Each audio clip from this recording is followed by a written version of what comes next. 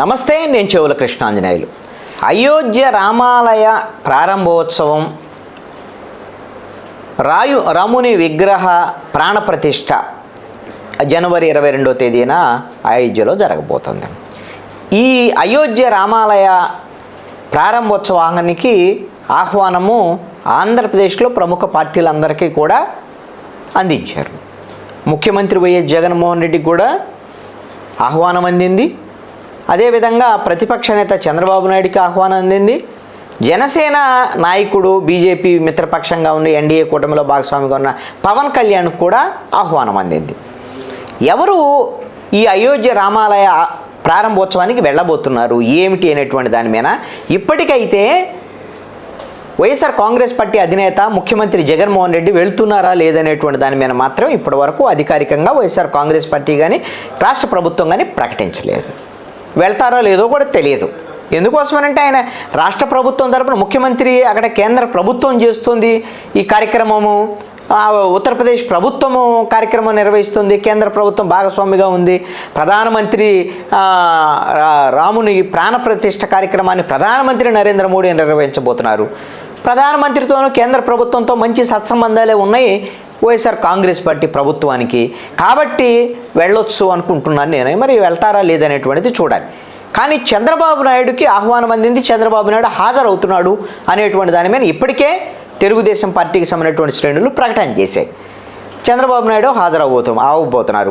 పవన్ కళ్యాణ్ కూడా హాజరవుతున్నారు. ఇప్పటికే బహుశా ఆయన ఈరోజు మహారాష్ట్ర ఏదో వేరే కార్యక్రమం ఉండి వెళ్తున్నట్టున్నారు. ఆ తర్వాత అటు నుంచి ఉత్తరప్రదేశ్కి వెళ్తారనుకుంటే అయోధ్యకి వెళ్ళేదానికి అవకాశం ఉంటుంది 22వ తేదీన. ఈ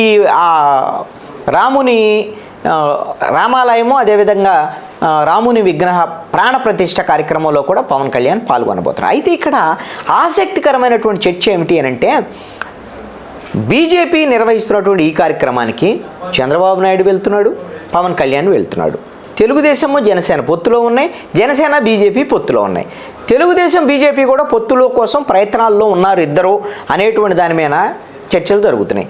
ఈ నేపథ్యంలో ఈ పొత్తులకు సంబంధించినటువంటి అంశం ఏదైనా సరే, మరి చంద్రబాబు పవన్ కళ్యాణ్ వెళ్తున్నారు కాబట్టి రామాలయంలో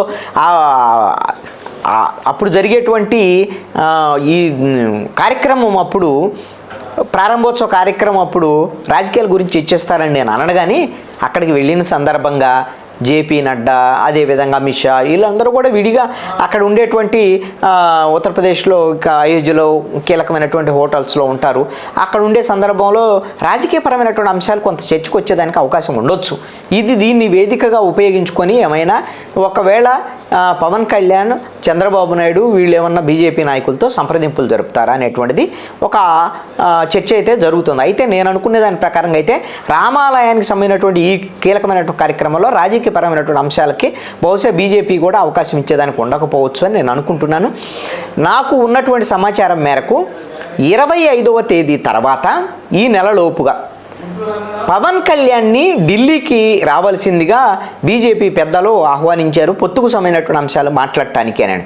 పవన్ కళ్యాణ్, అమిత్ షా, అదేవిధంగా జేపీ నడ్డాలతో సమావేశం అయ్యేదానికి అవకాశం ఉంది. ఆ ఒక సమావేశం తర్వాత బహుశా తెలుగుదేశంతో బీజేపీ పొత్తుకు సంబంధించినటువంటి అంశం ఒక క్లారిటీకి వచ్చేదానికి అవకాశం ఉండొచ్చు అనేటువంటిది చర్చ అయితే జరుగుతుంది. అయితే ఇంకొక వైపున ఒక చర్చ కూడా ఉంది. బీజేపీ సొంతంగా ఆంధ్రప్రదేశ్లో పోటీకి వెళ్ళబోతుంది అనేటువంటి దాని మీద ఒక చర్చ కూడా జరుగుతుంది. ఎందుకంటే 175 అసెంబ్లీ స్థానాలు, 25 ఎంపీ స్థానాల్లో కూడా పోటీ చేసేటానికి ఉత్సాహవంతులందరినీ కూడా అప్లికేషన్లు అడిగి ఉన్నారు.